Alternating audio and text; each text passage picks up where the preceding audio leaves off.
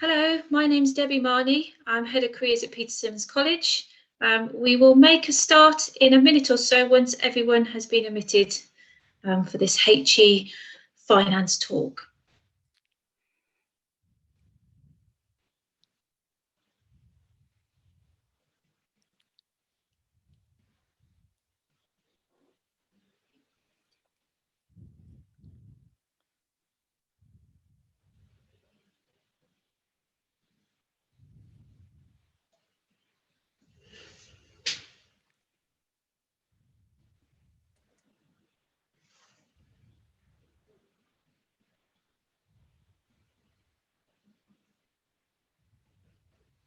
Just a few more people entering and then we'll make a start.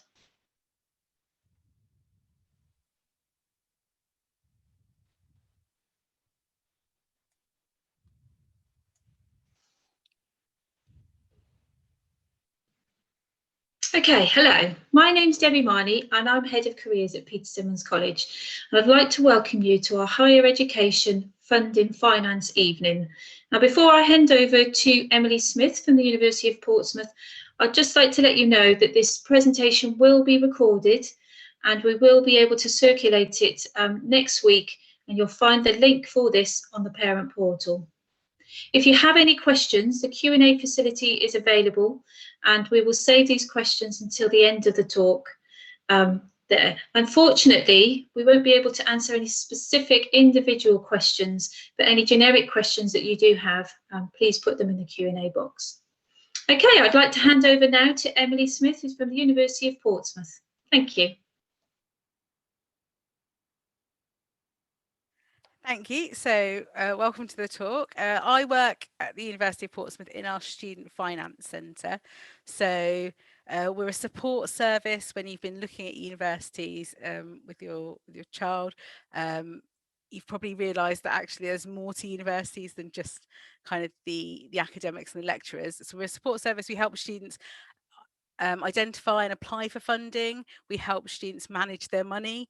We also hold a support fund. So should students find themselves in financial difficulty whilst they're at university, they can apply to us and we can, if we can, make a non-repayable award to them to get them through that difficult period. And there'll be lots of universities that will have people like me. So hopefully I'll be able to answer your student finance questions because it's something I do day in, day out.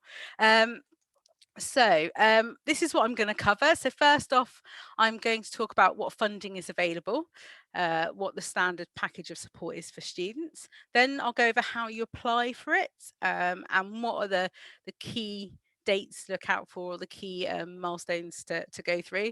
Then I'll touch a little bit on managing money, and then I'll talk about the loan repayments, which is probably the most misunderstood part of the student finance system. As Debbie said, if you've got any questions, feel free to pop them in the Q&A, and hopefully I should be able to answer them at the end. So what do we know about student finance? Quite often when people think about student finance or they talk about student finance, it's got quite negative connotations. There's a lot of talk about students surviving on beans or only being able to eat pasta. There are lots and lots of students in very, very different situations all over the country studying at higher education. The vast majority of them are thriving and doing really well. So whatever your financial situation is, there'll be somebody at university succeeding and in a similar situation to you. So please don't think you're the only person in your situation and you couldn't possibly go to university because that's not true. The package of support at the moment is the most amount of money to cover living costs that there's ever been for students that are ordinarily resident in England. So it is, for some people, quite a generous standard support package. Three things I want you to take away really is the price tag versus the cost to you, the student, the learner. Very different amounts, and we'll come to that at the end. You don't pay up front. The majority of students use student loans to cover kind of the price tag element of funding. And it's not like other debt. So these student loans are very different to other debt. So what is student finance? Student finance is a broad term that people use, and generally they're talking about Student Finance England. So as you are ordinarily a resident in England, regardless of where you go to university, you'd be applying through Student Finance England. The other three nations have their own funding bodies, national funding bodies, and the packages will change between those funding bodies. So I'm going to talk about the provision for Student Finance England. Student Loans Company are the company that kind of recoup the money, but all of the policies and all of the allowances are underwritten by government, or they're written by government. So as politics change, the package can change. And I just want to draw your attention to two things really, is if you are thinking about deferring, if you do end up deferring, so not starting in the academic year 2021-2022, just be aware that things may have moved on slightly. Some of the figures will definitely be different, but EU nationals, if you're an EU national, the criteria for eligibility to access this funding has recently changed. And one of the things you need to be aware of is that how long you've lived where you lived is really important. So getting settled status, if you don't have settled status already, getting settled status is really important. And then 2022 onwards, so at the beginning of the week, there was an interim conclusion of the AGAR review, and it did allude to some changes, but actually the premise, I think, the premise of the funding structure will stay the same. It might be that the figures do slightly change and the tuition fees may change as well, but that's only if you're going to defer, but just be aware of that. So what's available? I'm going to talk about the standard package of support, which is made up of 3 elements. So the first one is to cover something called tuition fee. Now, the tuition fee is always kind of the headline thing that people talk about. It makes up the majority of that kind of price tag. At a full-time course at a publicly funded institution in England, a maximum that you can be charged is £9,250 a year for tuition fees. Now, most universities charge that, and most courses within the universities will be that. So you won't see a lot of fluctuation in that tuition fee. If you go on a course that has a placement year, you'll still be charged a tuition fee for that year. So even though you might think, oh, I won't be at the university, I'll be maybe taking a salaried position with a company, that placement year still constitutes part of your learning. So you still be taken through some learning objectives, you'll still have work to submit, you'll still be in contact with academics, you'll still have access to the university facilities. So essentially you're still a student, but it is slightly less. So the maximum university can charge you is £1,850 for that year. And at Portsmouth, we charge 10% of the ordinary tuition fee, so £925. Placement years can add a lot of value to a student's experience at university, and generally students that undertake placement years find that they are awarded a higher classification of degree, and that could be for a lot of reasons, but generally it does add value to your course. It's something to think about. If you go to a private HE provider, then there's no cap on what they can charge for tuition fees, so do be aware of that. And if you choose to go on an accelerated course, so an accelerated course would be where you study 3 years worth of academic study in 2 calendar years, so you would have less holiday during the summer break, your Easter break might be shorter, then again tuition fees may be more as well, so just be aware of that. And if you think you're doing any of those courses, then just ask the question of the HE provider, and they'll be able to let you know whether or not they are private HE provider or not. The good thing is that you don't pay up front. So generally, students would use something called a tuition fee loan to cover that tuition fee cost. Now, it covers 100% of your tuition fees at a publicly funded institution. So you'll never be in a situation where the government will say, oh, we'll give you 50% of the £9,250 and you have to make up the rest. If you're entitled to tuition fee loan, you're entitled for the whole amount of that tuition fee. It's not based on household income, so you can be really high earners and still access this tuition fee loan. It's based on personal eligibility. So residency criteria, again, where you've lived and how long you've lived there is really important. Previous study, so generally people are entitled to tuition fee to cover their first experience of higher education, and it's to cover the length of your course plus 1 lifeline year. There are situations where if you already hold a degree or you already have a higher education qualification, you might be entitled to additional funding. But it is really important that young people make a really informed choice about which course they want to do, because if they get part way through and decide actually the course isn't for them and they leave without any qualification at HE level, then actually it can hinder their access to future tuition fee loan as well. So it's just something to be aware of.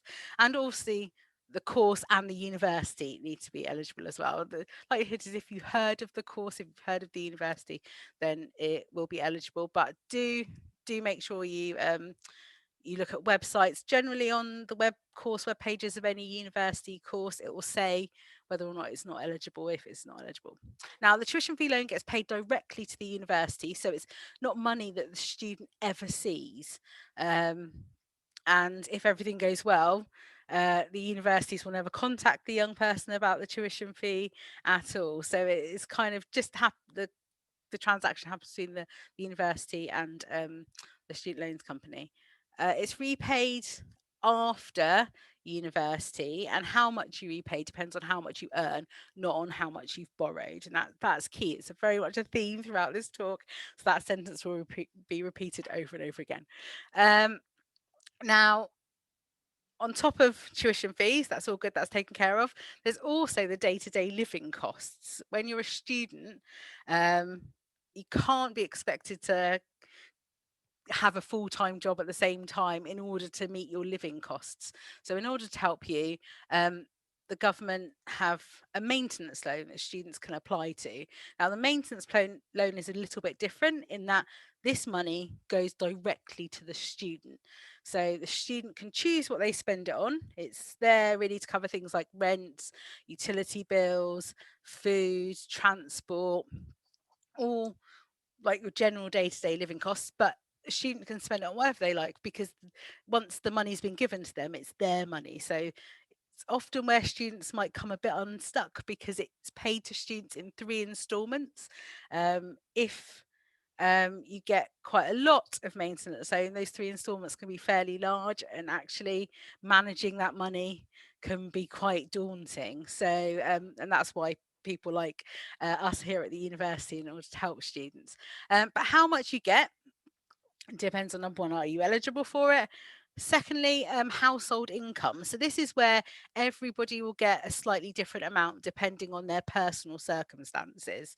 So with the tuition fee, everybody gets the same, but with the maintenance loan, it is different. Also, where you live when you study is going to have an impact on how much maintenance loan you'll be entitled to. Again, you repay after university, so after you finish your course or after you graduate, and it depends on how much you earn rather than how much you've borrowed. Now, here are the maintenance loan rates for the 2021-2022 academic year. And you can see, as I was saying, where you live when you study makes a difference. So there are 3 categories. One is living in the parental home. So if you live at the parental home when you're studying, you're going to get slightly less in maintenance loan, because the government assume that there'll be utility bills and rent will be slightly lower, because your parents won't be charging you kind of commercial rent rates, and the utilities would still have to be paid whether you were there or not. So the Wi-Fi would still have to be there, the electricity, the gas. You'll make a slight dent in that, you being an extra person in the household, but it'll be a bit cheaper for you to live there. If you live away from the parental home whilst you're studying, and that could be you live, I don't know, at the end of the road, but if you're not living in your parental home whilst you're studying, then you're entitled to slightly more by way of maintenance loan. And then the one city that the government have indicated or highlighted as being more expensive for living costs is London. So if you're going to university in London and living in London, then you'd be entitled to slightly higher maintenance loan. And there are 2 columns there. One's the minimum amount. So regardless of household income, you would be entitled to the minimum amount. And then on a sliding scale, from the minimum to the maximum is where household income makes a difference. So how do they work out household income? So if you're under 25, then you're classed as a dependent, and that 25 for some people seems a bit old. But that's Student Finance England. That's the criteria for it. So if you're under 25, the taxable gross income of your parents for the 1920 tax year is used for the assessment. So it is. They do look at the previous tax year, so it does seem a bit far removed from kind of the current situation. If your parents are separated, then Student Finance England will ask for the income of the parent that you spend the most amount of time with, the one that you normally live with, or have the most contact with. If that parent has a new partner, then their household income will also be taken into consideration. So even if that new partner has has other dependents that they financially contribute to in a different household, their income will still be taken into consideration for the household income assessment. Um, Now, obviously, for lots of people, their in, their income will have fluctuated so much over the last kind of 12 months or so. So it's really important that you're aware that if your household income has decreased by at least 15%, and that 15% is a really hard line that Student Finance England, that's at the point at which they will consider doing something called a current year income assessment. So at that point, if you, I don't know if somebody's retired, if somebody's been made redundant, if you know that uh, there's been a decrease by at least 15% from 1920 tax year to the current tax year, then you can ask something called a current year income assessment. And what they'll do is your parents will estimate their earnings from April 2021 to April 2022. And you will have to update them at the end of the tax year. They will have to provide evidence that they have earned what they said they were going to earn. It's really important if you go down that route that you always keep as much in contact with Student Finance England as you can do, because any overpayment, they will ask for it back or they will hold future payments. So it is really important that you're kind of keeping on top of that. But that is something to bear in mind.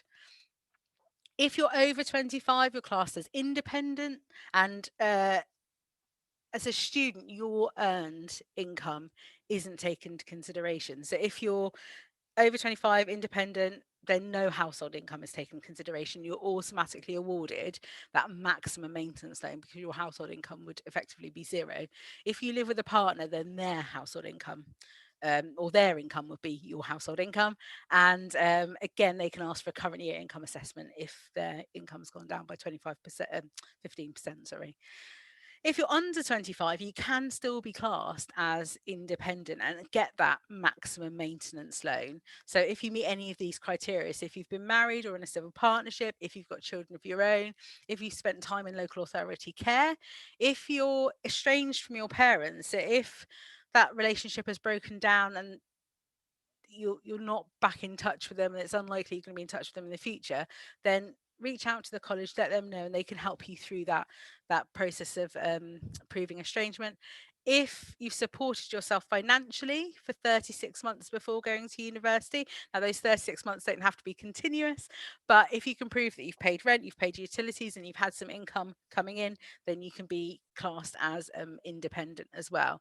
If you are if you have spent time in local authority care, then do look out for something called the Care Leaver Covenant. And Care Leaver Covenant is something that universities sign up to, and it outlines a broader package of support. So it's not just financial, but it's things like access to accommodation, all sorts of things. But look out for that. Quite often they have a named person that you can liaise with, and the same for estrangement. So you can look out for the standalone pledge in that situation, which you might want to reach out to somebody at university. They'll have the contact details of the relevant person to speak to. Now, this table is really important. It can often make for some quite awkward conversations if you're not sure, kind of as the student, if you're not sure where your parents might end up on this table, make sure you ask. If you're the parent watching this, then please do let them know, because it is really important that students come to university having made kind of informed decisions about where they're going to live and what sort of things they might get up to whilst at university based on how much money they might have to support them.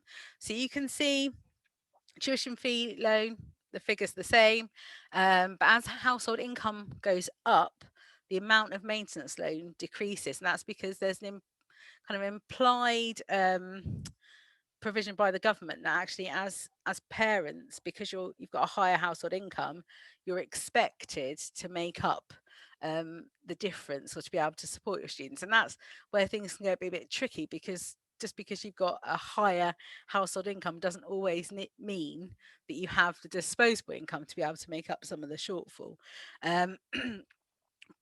But it's important to figure out kind of where the student might be. And these are the figures for the 2021-2022 academic year, and generally they go up every year.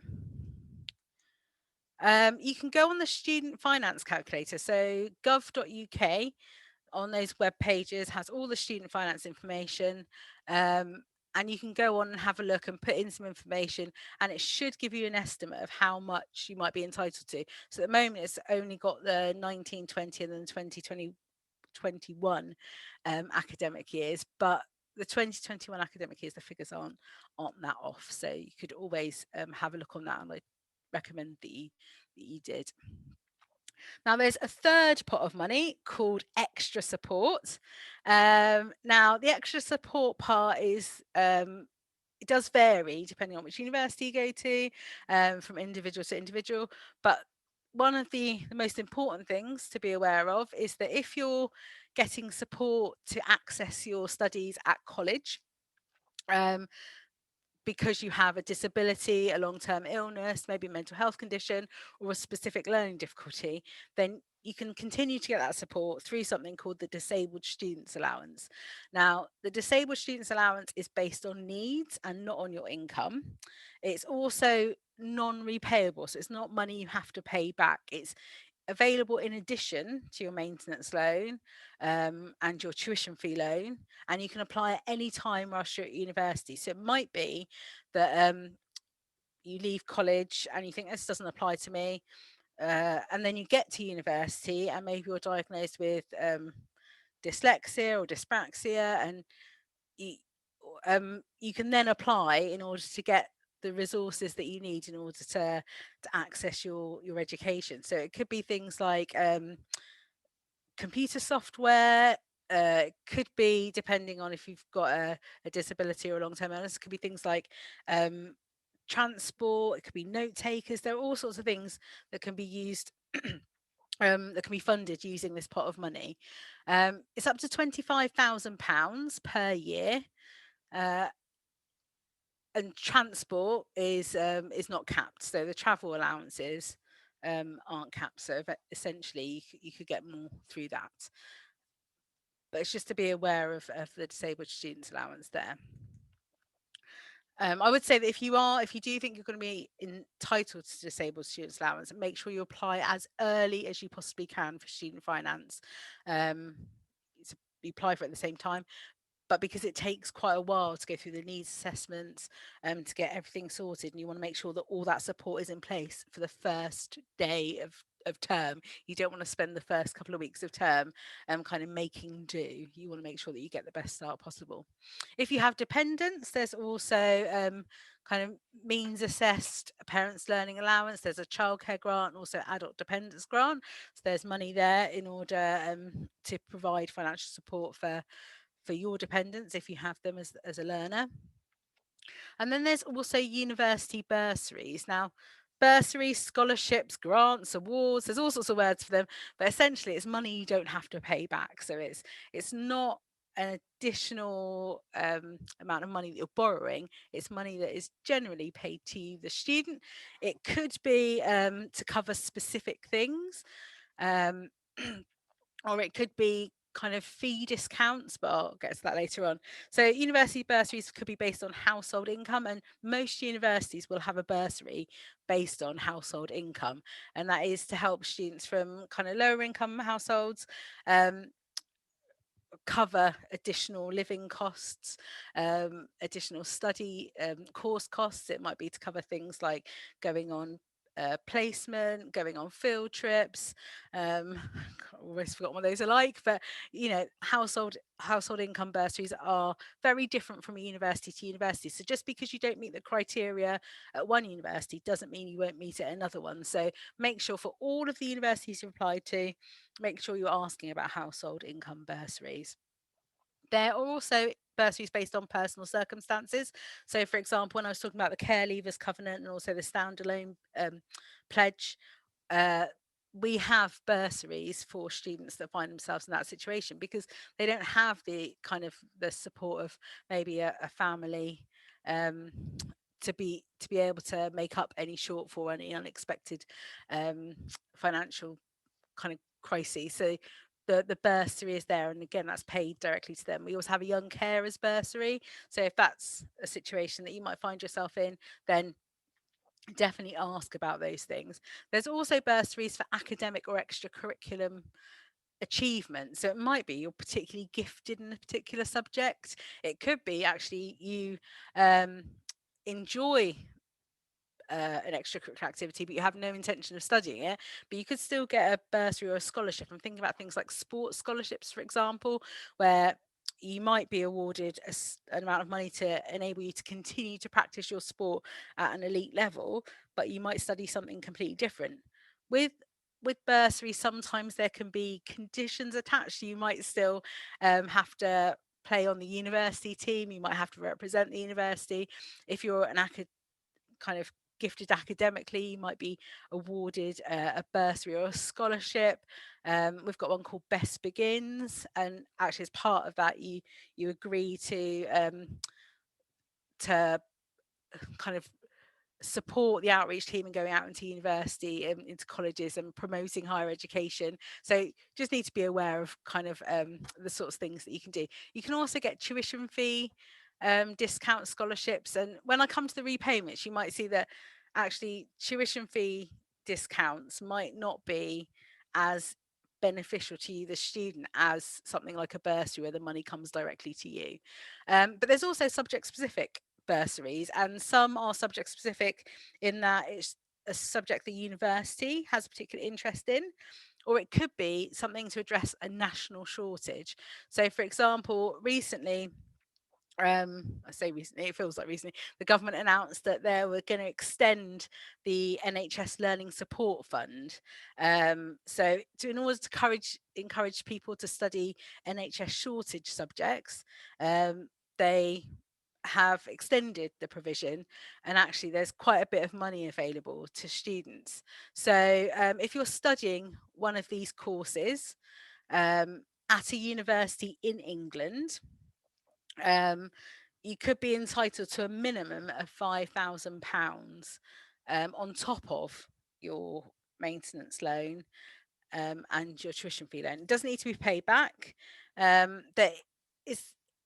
a few pots of money. The regions, there's a regional incentive as well. So there's additional money depending on where you study, but those regions have yet to be defined. So even though students have already started studying actually the academic year, we still don't know where those regions are. It's automatically awarded, so at some point we might find out, but I imagine they've got other things to be doing at the moment. So for example, if you're a mental health nursing student and you were living away from home but not studying at London, and you're from a kind of lower income household, then you might be entitled to around £16,000 worth of funding in order to cover your annual living costs. And you can see that, as I said, the package for some students is really quite generous. But there is kind of a middle area where it can get a bit tricky. So it is important that kind of you as parents sit down with the young person and make them aware. And also students that do NHS courses particularly do a lot of placement work. So they don't have the time or the flexibility to be doing part-time work at the same time. Quite often we encourage students to maybe have a part-time job. It could be they just work for the summer, but generally we say maximum about 10 hours a week, and most students will have some sort of part-time work they'll do throughout the year, and that income doesn't impact how much maintenance loan a student gets. So that's one way that students can make up that difference. If you choose to study outside of England, so you'd still be entitled, obviously this was the standard package of support for students that are ordinarily resident in England, you'd still be ordinarily resident in England, you'd just be studying elsewhere. If you choose to study outside the UK, there's no support from the government to cover living costs or for fee costs, so just bear that in mind as well.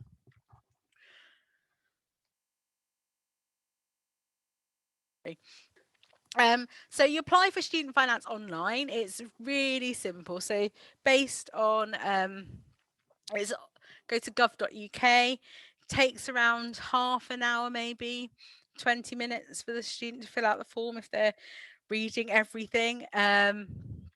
You apply for student finance and any of those additional, so the parent learning allowance, the childcare grant, or DSA at the same time, so it's all very straightforward. Applications are due to open end of February, I say beginning of March. So they open quite early, and you don't need to worry about not having heard back from your university yet. You don't need to have even applied to go to university in order to apply for student finance. So don't worry about having a confirmed course or a place at university. Just when you apply, put in where you think you'd like to go and the course that you think you'd like to do. It takes around 6 to 8 weeks for the application to be processed, the standard application. And you might think, well, why am I applying in March if I'm thinking about going to university in October, September? But you have to remember that every single student has to reapply every single year. So it's not just people thinking about going to university, it's the students that are already there have to apply. And Student Finance England need to process all those applications. And if it's straightforward, perfect. If it's not, it can really take some time sometimes to go through and clarify details and make sure things are right. So if you can apply as soon as you possibly can, that way you know that you'll have money ready for the start of term. Now, the money doesn't appear in your bank account the day you arrive on campus. What happens is you need to register for your course. The university then needs to confirm that you've attended, that you're there, and you also need to then obviously be released into your bank account. That money needs to get into your bank account. So it can take anywhere 3 to 5 days, working days, for you, from once you've arrived to the money appearing, the maintenance loan appearing in your bank. So I would recommend that you have some money to carry you over that first week at university. You need to apply by the end of May in order for the funding to be there for the start of the academic year. So just really important, that timeline. So what we need to apply. So as the learner, as the student getting the money, you'll need to create your student finance account. As I said, you do that on gov.uk. They'll need proof of identity. So that could be a valid passport. It could be a birth certificate. If you provide a birth certificate, you'll also need somebody to countersign it to say that actually you are who you say you are. So that take additional time, but it's something you can do. You'll need a national insurance number. Now, you can apply without a national insurance number, but they won't release any money to you without one, because that's how they recoup the money. That's how you make payments, is through the national insurance. Kind of using your national insurance number is how they figure out how much you've earned. You'll also need bank account information for them to be able to pay you. So if you're thinking about getting a student bank account, you think, oh, I don't want to apply because I don't know what student bank account I'll get, because actually generally you can only open a student bank account about 3 months before you go to university. Don't worry, put down a bank account and you can change those details nearer the time. If your class is dependent, if you want to access that means tested element of the maintenance loan, so between the minimum and that maximum, your parents or supporters, so you will also need to create a student finance account. So as the applicant, the student will be asked to provide contact information for their supporters. You'll then get, as the supporter, an email to say, could you please create your account? You'll be asked initially for a national insurance number and the income from the relevant tax year. And that generally could be all you're needed to do, and everything will be fine. It could be that actually Student Finance England requires some additional clarification. So they might come back to you, the supporters, and say, actually, can you give us a certification of marriage, or could you confirm that this income was for this date and not for this date? So just be aware that you need to keep on top of those accounts that you've created. Quite often communication can kind of sit there and the young person's thinking, oh, I've done everything. It's because the parents haven't realized they've got kind of emails sat in that account. So just be aware that can be going on as well. So living costs. Now I've put this up here. Oh no, sorry about that. So I've got on here the living costs for Portsmouth. They are average for the 2019-2020 academic year. It's what most students spent their money on. Now, some students would have spent a lot more, some would have spent a lot less. Halls and private accommodation is or private accommodation is generally going to be your biggest living cost.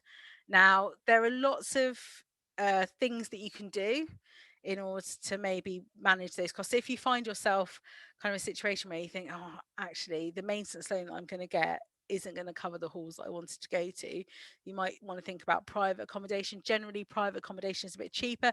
It's generally cheaper because it might be slightly further away from the city centre if you're going to a city university, or it can be that your utility bills aren't included, and that's something to bear in mind. If you are in halls, then if you're in a halls run and kind of allocated by a university, then that can provide some extra peace of mind that if you don't end up going to that university, or if you withdraw partway through your course, then that university has a little bit more power to be able to say, actually, we will cancel your contract, and you don't have to worry about continuing to pay rent even though you're not a student. Whereas if you sign a contract with a private provider, then the university has very limited kind of influence over that contract. That would be you signing a contract with a private provider. So just be aware of that when you're thinking about where you're going to live, especially in your first year. Now, with halls, you might also be asked to provide a deposit to hold your place in halls. And if you don't end up going into that halls, then the universities will obviously give you a deposit back. At Portsmouth, that deposit's £250, and when you apply for your hall place, that's when you're asked for that deposit. Then obviously once you've covered accommodation, there's also food. So if you're not staying in catered halls, even though you're in halls, you'll need to think about food. There are lots of things students can do to keep those costs as low as possible. Food prepping or meal prepping, sorry, making sure they're buying kind of non-branded items. It might be that they do a bit of price comparison shopping beforehand. They could bulk buy with their housemates. There's all sorts of things that students do, and it's the one area I think that students feel like they have a lot of control over. So quite often that's why students like to save money over food. Utility bills, something to be aware of. So gas, electric, Wi-Fi, landline if you're going to have one. Utility bills are something you have to consider. If you're going to stay in a shared house, so maybe in your first year you decide, actually, I quite want to stay in a house with 4 or 5 people rather than to moving to a hall where there might be hundreds of students, just make sure that it's not just your name on the utility bill, that if there's going to be more than one person using that utility, that their name also appears on that bill. You don't want to find yourself responsible for somebody else's kind of excess or excessive gas use, because they've got the heating on all the time and you're the only person on the bill, so you're the person legally responsible for that bill. So sometimes it's nice to be nice, but when it comes to utility bills, make sure everybody's got their name on the bill. Also, travel is something you might want to think about. So travel to and from where you're living to campus. Maybe you're really into your sports and you want to go to train at some of the training facilities at a university. You know, where is the sports ground? Where is the swimming pool? Are they close to the campus? So be aware of those costs. Portsmouth is incredibly, as I'm sure you're aware, incredibly flat, and quite a compact city. So the majority of students, we tell them, please don't bring your car. And if you need to get around, you can bike, or there's a free university bus, and other universities have a similar situation. So make sure you're doing research about transport. Mobile phone, um, cost as well. And then insurance, so contents insurance. And contents insurance is something we strongly encourage students to have. Things go kind of might go missing, things might get broken, and you don't want to be without your laptop or your mobile phone, or your bike. You know, insurance is really important. Now, as parents, you might be able to get your child covered under your contents insurance for limited or no extra costs. So make sure you ask your insurance provider if that's the case. Other course costs is something to think about as well. So other course costs would be things like non-compulsory field trips. It could be that you have to buy some specialist equipment. So you might have to buy a lab coat or a I don't know, dissection kit, or all sorts of things. But those course costs should be outlined on the web pages. The university should make it really clear what additional costs there might be. Printing costs is something that students, I don't know how it works at college, but at the university you get so many credits a year, and if you go over that, you do have to top up those printing credits. And TV license. So even if you're not going to bring a TV with you, if you're going to be watching things like YouTube, iPlayer, anything where you can stream live TV, then you'll need a TV license, but for every device behind a lockable door. So in halls, for example, you might share your flat with 7 or 8 people because your bedroom's lockable because you're the only person that has a key to it. You'll need a TV license for it. And then social and leisure costs. Now, social and leisure costs, I put that in there because it's important that as parents, you know that going to university, yes, the study is really, really important. Obviously, the reason why students go to university, but meeting new people, trying new things, meeting people that maybe challenge the way young people think, maybe broaden the horizon thing is really important. And really, nobody wants to go to university and not be able to go out and kind of socialize or meet new people. So the social and leisure costs are really important. Don't create yourself a budget and not have that included somewhere in your budget. All right, let's excellent. So if you get the chance, it's a bit tricky at the moment, but if you're getting the chance to go to virtual events, going to virtual open days, then ask the experts. Make sure you're asking them kind of how do they manage their money? They're so much closer to it than even I am, that they're the experts, so make sure you're asking them. There are some really useful websites that I would encourage you to go on. So one being which university in terms of living costs. So you can go on the website and you can type in the university you think you're going to go to. It'll come up with a list of universities. Go on it, click on it, and you can change how much you might want to spend more or less in certain areas. Their data comes from a variety of places, so make sure you're checking that as well. But some of it you might include, and some of it you might not include. Now, interest is added to the loan amount that you get given. So we're going to move on to repayments. So interest is added to the balance of your loan.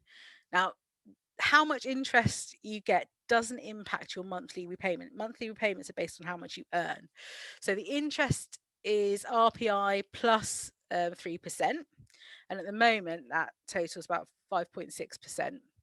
Now, it's applied on a sliding scale. So the more you earn, the more interest your loan amount accrues. Any balance, including any outstanding interest, is wiped after 30 years. So that interest only really becomes something to think about is if maybe for religious reasons, actually you need to know there's an interest rate, but also if you're going to be in a situation where you think you're going to pay it all off and the interest. there's some key facts about the loan repayment system. So you enter the April after you leave university.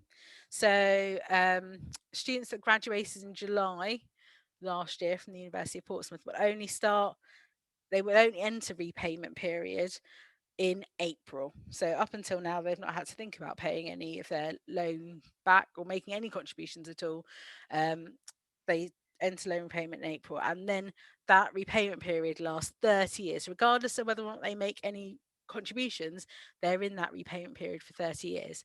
They only make repayments if they earn over £27,295. So every April, that amount changes. So just be aware of that. It'll go up again. So this is the new amount from April 2021. The repayment is 9% of everything that's earned above that threshold. So anything below that threshold is not touched. That's money that you get to keep.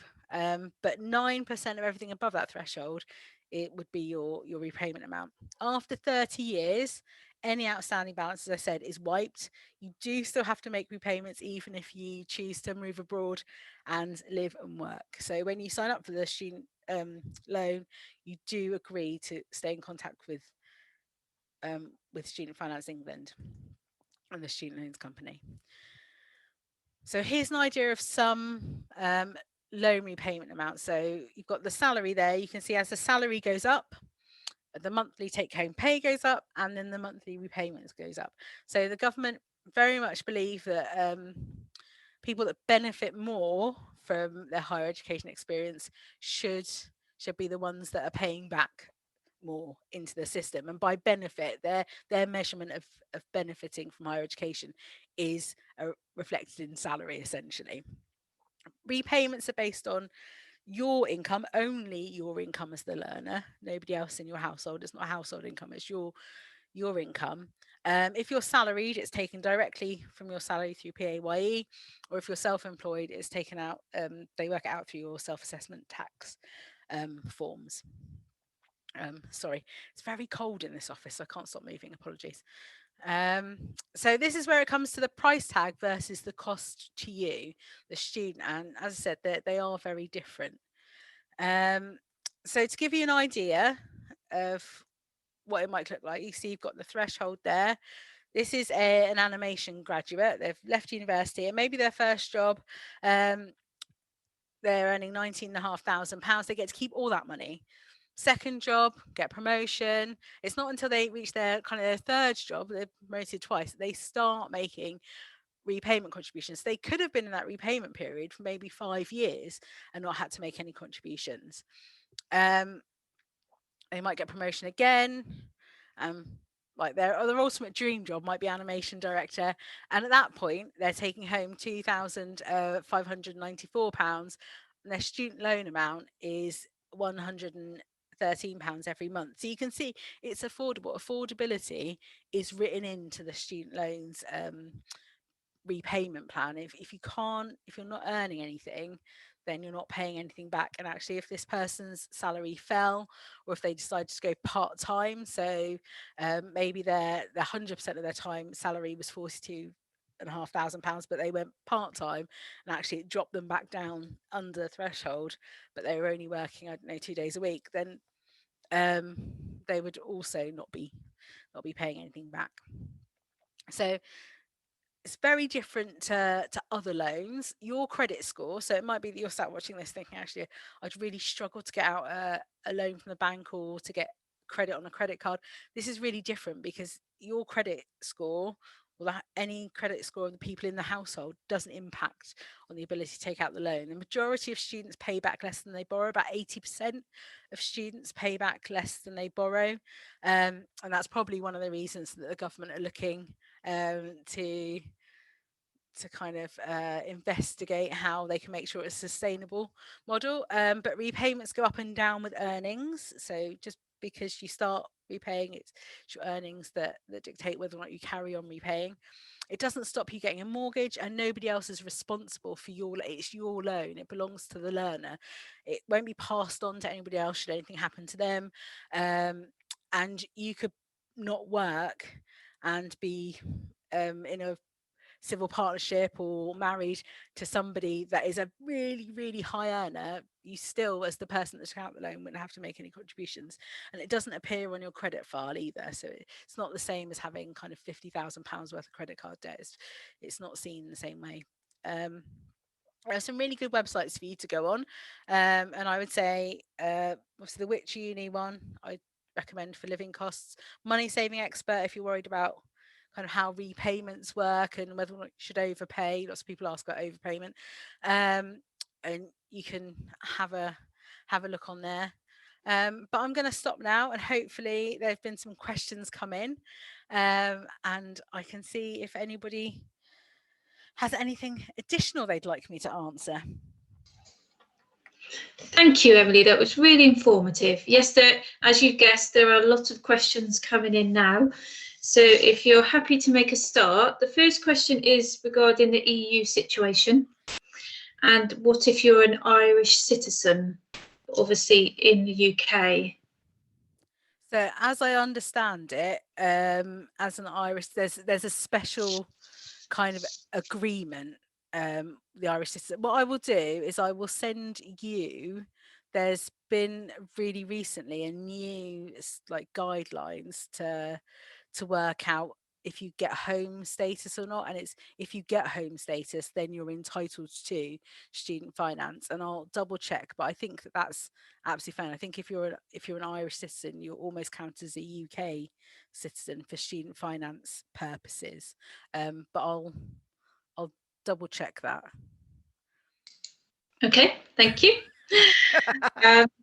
Next question is regarding placement years Yes. at another university. Would you have to pay that university a fee as well?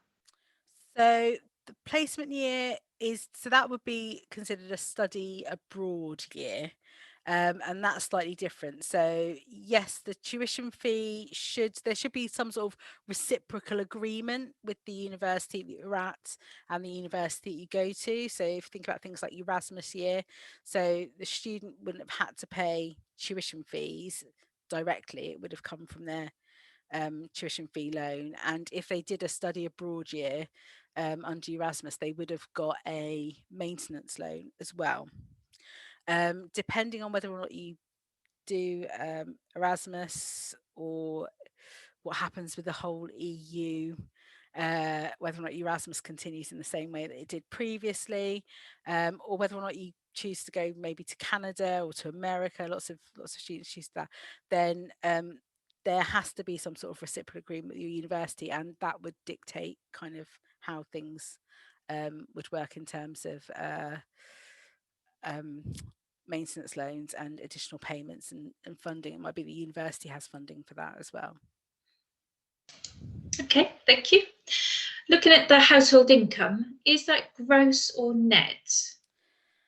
Oh, so that household income is so it's pre-tax. Yep. Excellent.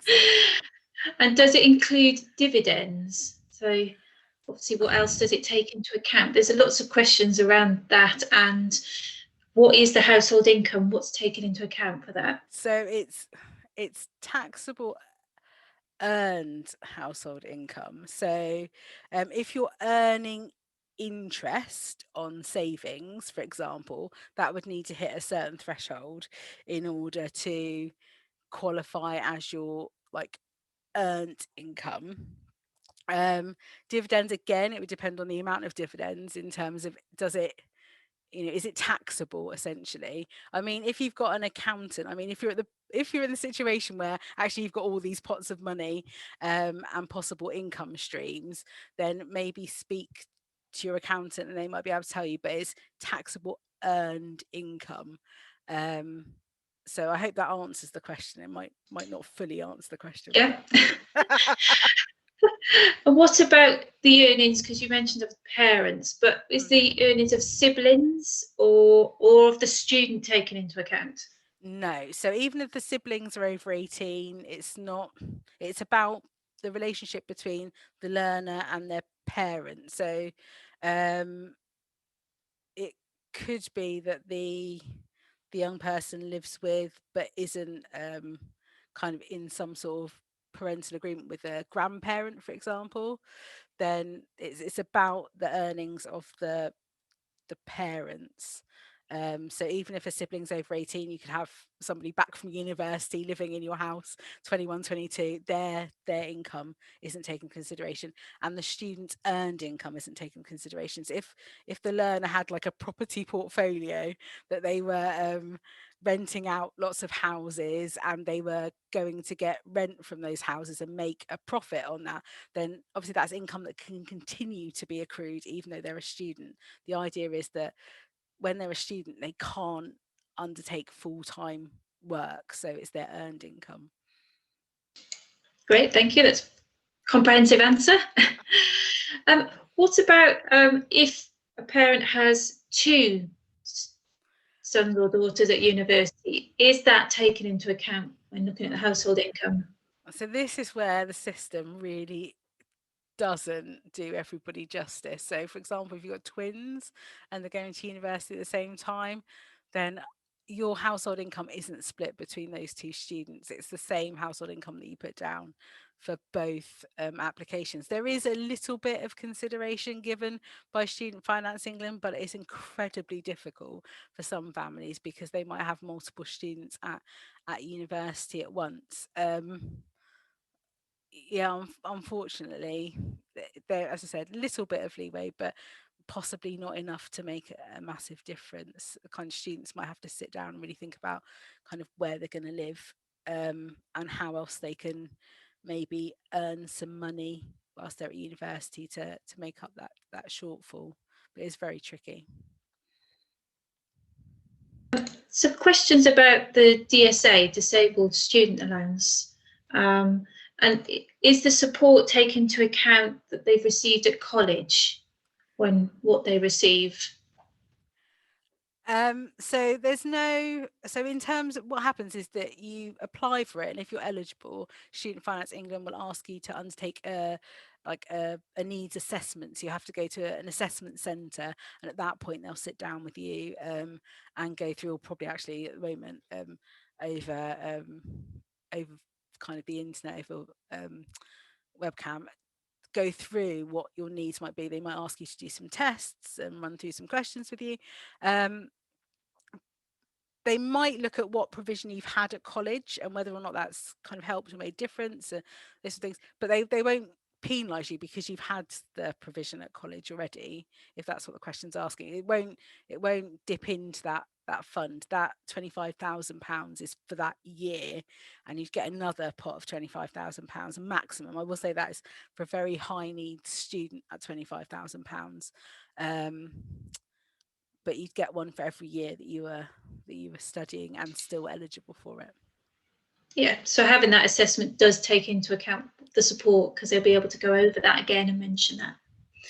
There's another question regarding, can they get the DSA if attending a private FE college? A private FE college? Yes, unless they mean HE. Maybe. Because there's a few private HE, isn't there? Yes, there is. So if you attend a private HE college, you should still be able to get the DSA. The DSA, so there's the tuition fees that change based on, or the tuition fee loan changes based on kind of where you study. The DSA, if it's, as long as it's an accredited course and fits all the criteria that's needed, you should still be entitled to get the DSA. If you go to an FE college, it might be a slightly different pot of money that comes out of, because you have things like advanced learner loans at college, and I don't know if DSA is awarded slightly differently for FE colleges.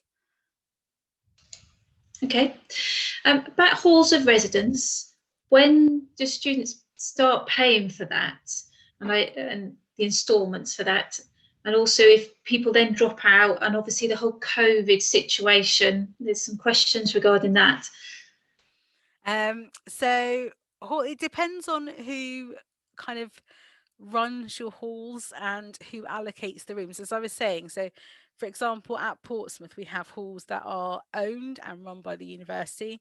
We have halls that are run by private organisations, but we kind of help them placing students in those halls. So students would apply to us for accommodation and we place in those halls. And then there are just completely private halls, independent halls, where actually it might not just be students living in those accommodation. They could put anybody in those halls of accommodation. For the halls that the university has some sort of relationship with, then generally those halls, the rent payments tend to mirror the instalment dates for the maintenance loan. So those companies know that students will have income the first kind of week, maybe the second week of term in October, say September, depending on when term starts, and then they might get invoiced again for the next term in January, and then invoiced again in April. Quite often that should be communicated really far in advance so that you can make some sort of provision. With kind of the situation at the moment, so for example, to give you an idea, so some of the halls that the university has control over, we've been able to give rent reduction. So I think it's around 80% rent reduction for some students where they've not been able to access their halls, but maybe they've still got things in their halls room. Some companies have given 50%, and other companies where actually the university has really limited influence with those private providers, that they're still might be charging students rent. And I think the university and the student union are really trying to work on seeing if we can get some sort of reduction for those students as well, and understanding the situation they're in. But in that situation where maybe students had to move home and their parents need them to pay rent at home because they are using utilities and eating food and doing those things, and they're paying rent at university, then things like that's where the support fund that we have come into place. So universities have pots of money to help students that do find themselves in tricky situations. But yeah, if you leave university partway through your course, if you're, as I said, if you're with a university accommodation, then we wouldn't carry on charging you if you're not going to use that hall. But if you've signed up to a private contract with a private landlord and you've moved into somebody's house as a lodger, or you've rented a whole house and there's 6 of you and you move, then somebody needs to pay the rent on that room because that's the income for that landlord. So it's different, it depends. But make sure you're asking those questions when you're signing things. Don't be rushed into signing contracts or being guarantors for people signing contracts. Thank you. There's a question about utility bills and whether you pay these if you're in halls or not. So no, so utilities are generally included in your rent payments. So gas, electric, broadband. Quite often in halls of residence, they'll have a landline port, so you can plug in a landline if you want to. And you're covering things like security. So halls of residence, there's somebody on the desk the whole time. During the day, there's a reception staff that can help you. And the things that aren't included are generally the washing machines and the tumble dryers. So you need to be aware that if you're going to do a lot of washing, which is why students still turn up now with washing to take home, because they have to pay to use the washing machine. Generally, the washing machines tend to be in other parts, especially if it's a big block of flats. Your washing machine might be in a different block, or like in lots and lots of American sitcoms, in the basement, depending on where they are. But yeah, that's something that's not included. Catered, you might get a catered hall. So generally, catered halls are part catered, so you get breakfast and dinner, and lunch might not be included, but that's something to consider. If you think that managing money is going to be tricky for you, then a catered hall is really good because you're always guaranteed a hot dinner and a kind of a substantial breakfast. If you're doing a course where actually you might never get back in time for dinner, or you might not get up early enough to eat breakfast, then then maybe not catered halls. Thank you. Obviously, there's a lot of uncertainty with the pandemic and whether students will decide to go this year or defer. So there are some questions about applying, and if they do apply for student finance and then decide to defer, what happens and when should people apply, if it's this year or next year? I would say apply as soon as possible. Even if you don't end up going this year, apply as soon as possible. That way, you'd at least have an idea of how much you're going to get. And if you do decide to go to university very late on, because it could be that you have a place at university, you apply, you kind of accept that place, you get your student loan agreed. As long as you don't register for the course and actually attend, then actually the money that Student Finance England have awarded you won't be released. So you'll never be in a situation where you're being paid or being given a loan and you're not at university, and you can just contact Student Finance England and say you want to defer. If you decide you actually don't want to go to university at all, you can always cancel that account entirely, but at least if you know you do want to go, that money's there waiting for you, which is why even if you're not sure and you haven't applied to university yet, you're thinking, oh, I don't know, apply for student finance, and if you don't end up applying to university, it's absolutely fine, just close the account, but as soon as possible. Yeah, but if they're looking to definitely take a gap year, then they don't apply till next year. Yeah, sorry, yeah, indeed. Yeah, if you definitely know, apply next year. So it'll be open the same time next year. So it'll be March 2022. It's about that time. And again, apply as soon as you possibly can. If you have any questions at that point, you can reach out to the university that you're going to apply to, and there'll be people like me and my colleagues that can help you navigate through that process. There's some questions about the interest rates and obviously paying them off and when they start, and obviously they're quite high because they're linked to the retail price index +3. Yeah.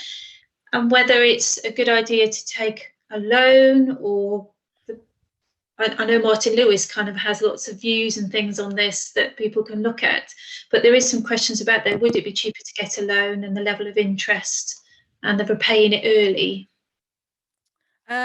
So yes, the interest is added, and lots of people. When I first realised that interest is added the moment you get your first payment, so from the moment that any money is released, if you're studying, even if you're studying at university, interest does accrue. But overall, because you're only paying back 9% of everything you earn above that threshold until you've paid it off or it's cleared. As I said, the majority, about 80% of students don't pay back what they've borrowed in the interest. So if you think you're going to be a high earner, if you think that you might fall into that category, then you can overpay if you want to your student loan. But what I'd say at that point is if you decide, well, if it turns out that actually your personal circumstances change, or you lose your job, or you decide to go part-time, or any particular reason, you can't ask for that money back. And if you, it would probably do you well to get, there's a website called prospects.ac.uk, where you can look at jobs and salaries, and you can figure out if you can kind of plot a career path and figure out, actually, will I be one of those high earners, bearing in mind that actually just because it's happened to somebody else doesn't mean it'll happen to you. You could work out how much is it going to cost you ish, and at that point you might decide. I would say that the repayment conditions of this is probably better than a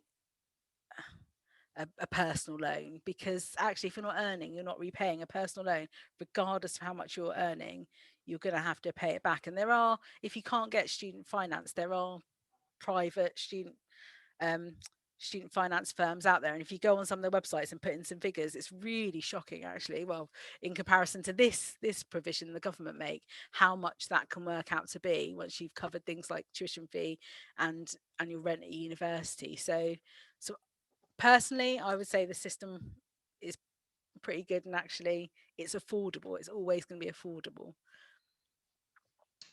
I think there is some stats, isn't there, that say that the large majority of students won't have to pay all of their loan back over the lifetime of the 30 years, isn't it? So it's about 83%, I think. And it's the Institute of Fiscal Studies did some research last year. So they're really new figures. And it might be, what I said, it might be one of the reasons why they're looking into whether or not it's sustainable, because the majority of people are not paying back everything they borrow and interest. So are you going to be one of that minority end up paying it back in interest, or are you going to be actually in a situation where it's not going to cost you that much? But you can repay it all back in full if you want, or part at any stage, can't you? It's not like mortgages where there could be an early redemption penalty or anything like that. But you can never get that money back. No. Someone's written said regarding the repayments, if you are earning above the 27,000 threshold, will you be able to repay capital only or interest as well? So you pay back, they don't separate out into which bits the money goes to. It's not like on a mortgage statement where it says you paid up this much interest and this much. Because the interest depends on how much you've earned and fluctuates up and down. It's kind of like when you get your statement, it all comes out at the same time. It does tell you how much interest you've accrued that year, and how much repayment you've made. So that can give you an idea, but you can't decide where the repayments go to now. Question about bank accounts. And what kind of, is it worth waiting till the Freshers' Week or the arrival to get the best deals on the bank accounts, or do students need to set that up beforehand? I would have said probably back in the day, it might have been worthwhile setting it up beforehand so it's all ready to go. But actually, with direct debit guarantee and how easy it is to switch between current accounts, then actually you could wait. Generally, kind of around August time, so about results day, banks have kind of set out their stall and let students know kind of what's available. So you could at that point think about, do you want a student account, which one you want. A student account's always really useful to have because it generally comes with an interest-free overdraft. And I know that we deal with a lot with queries of students, and they're very kind of hesitant to dip into that interest-free overdraft, to the point that sometimes they go without what I would consider to be basics because they really don't want to. But that's what it's there for, and that's why banks give it to students, because actually there might be times, especially if you've got your last maintenance loan repayment in April and you don't get your next instalment until September, when you come back, kind of that August month can be a bit tricky for students. So if you can get an interest or an interest-free overdraft as part of your student account, do take it up, just because it's nice. It's good to have that buffer. Even if you don't use it, it's always good to have that there. Great, thank you. So the questions are still coming in if you're happy to take some more. So do you pay back your loan before or after tax is taken? So I think you have answered that one already, haven't you? You said it was. So it's you pay back your loan amount. Sorry, how much you repay is 9% of everything you earn, so before tax, of that threshold. So your salary could be, I don't know, £35,000, but you might after tax only earn, I'm trying to do some maths now, like 31,000, like but it would be based on that 9% of everything above that threshold. Okay. So what is the interest rate payable on a student or maintenance loan? So that would be the 5.6%, and the tuition fee loan and the maintenance loan are put together. So once you enter repayment, they're not considered separate loans, they come together. So even, sorry, I forgot to mention that. So even though they're called tuition fee loan and maintenance loan, that's only so that you know that one won't come to you and one will. But when it comes to repayment, they're kind of lumped together, and they become one student loan. And there's a question here, do you keep paying for 30 years even if you paid it back all your loan? Well, the answer is no. So once you either it stops stops after 30 years, or once you've paid it back in full and the interest that you've accrued. I think there's quite a few questions similar to that one, actually. What about residency? So if you're a UK national and you've been resident in the UK for 2 years, so obviously you've been overseas previously, are you eligible, or do you need to be in the country for 3 years in order to be able to get?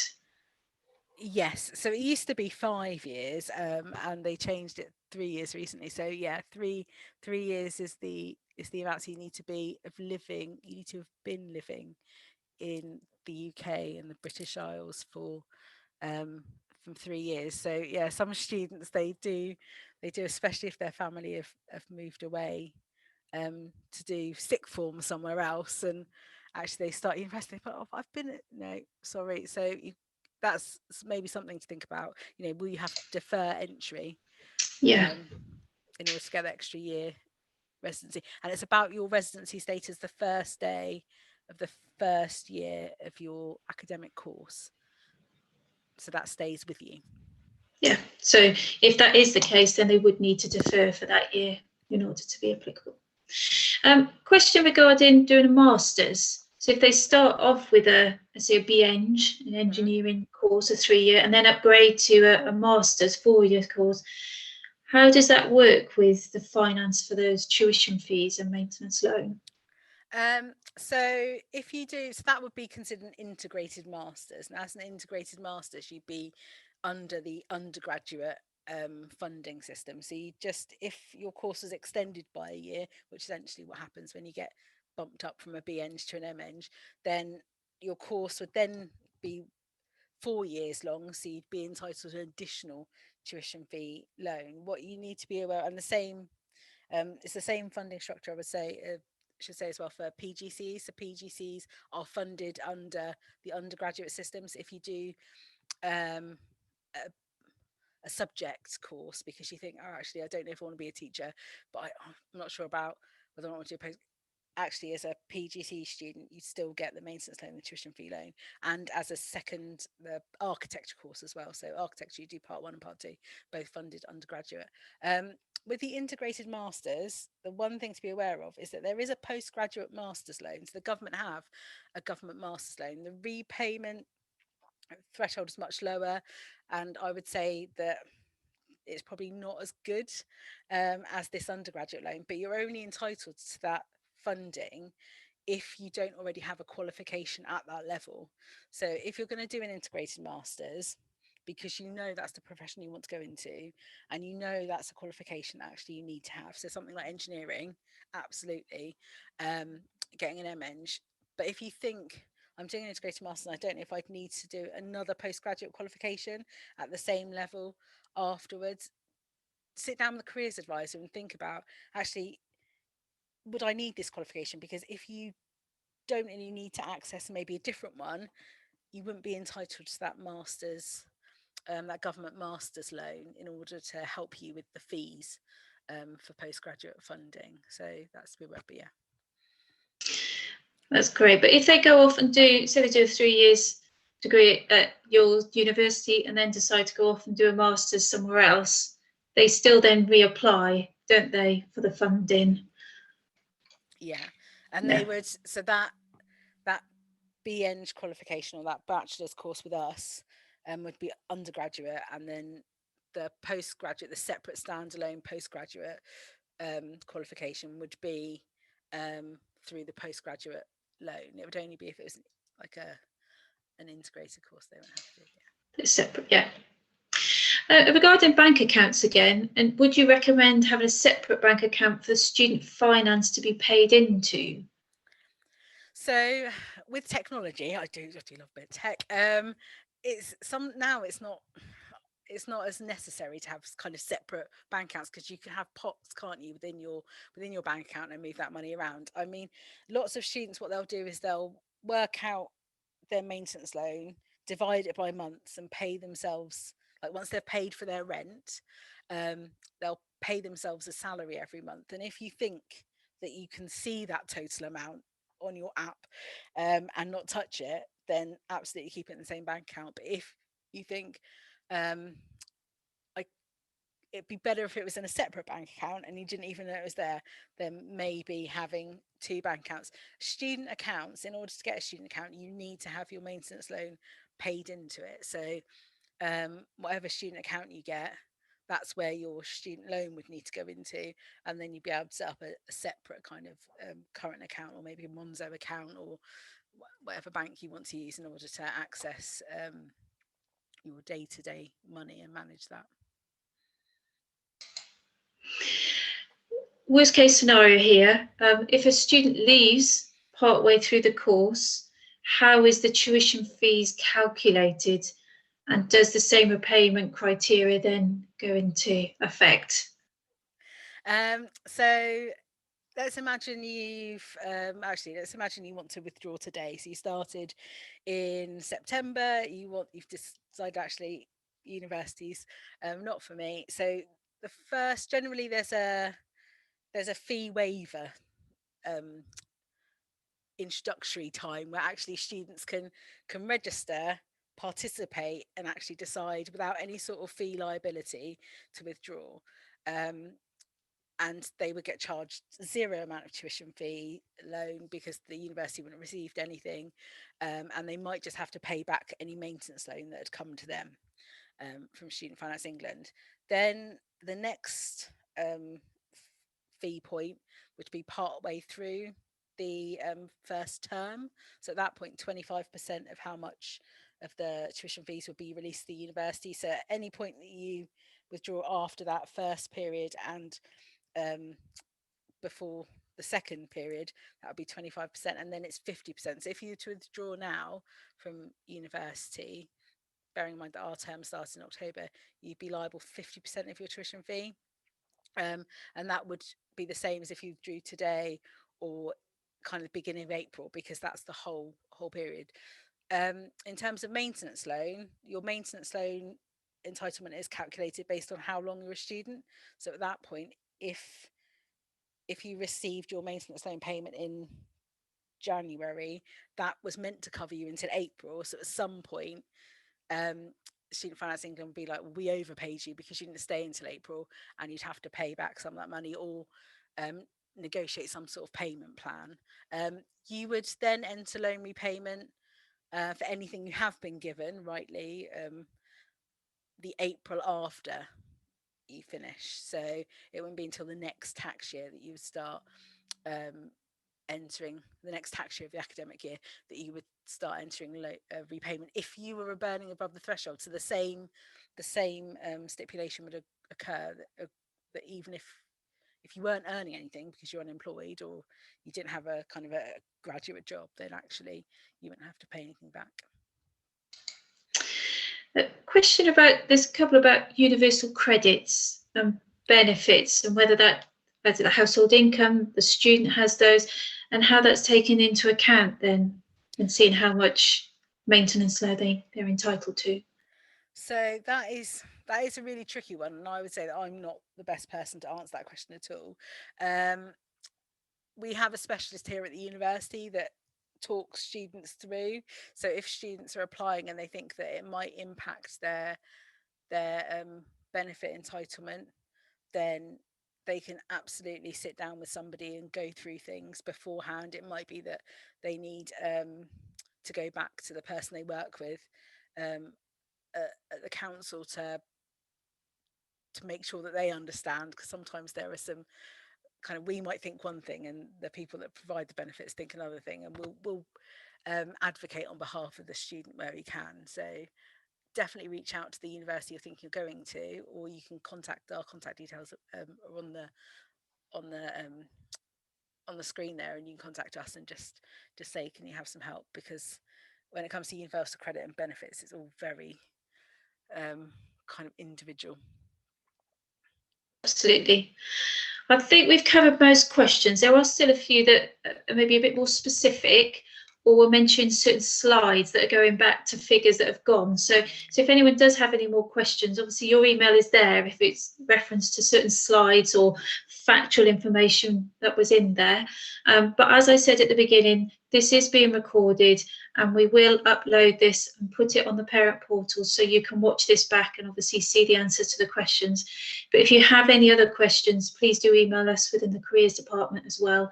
And obviously once the student finance goes live, we will inform the students, support them and pass on the information with regards to that. So thank you very much, Emily, and thank you everyone for attending. Thank you. Thank you.